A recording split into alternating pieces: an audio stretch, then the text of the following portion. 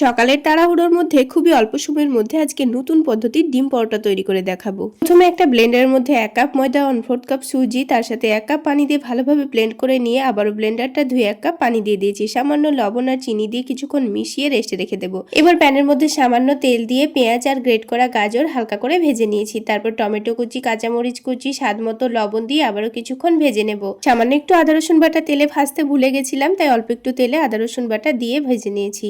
এবার প্যানের এক সাইডে দুটো ডিম ভেঙে দিয়ে সামান্য লবণ দিয়ে ডিমটাকে কুচি করে ভেজে নিয়ে সামান্য চাট মশলা, ধনেপাতা কুচি দিয়ে মিশিয়ে নিয়েছি।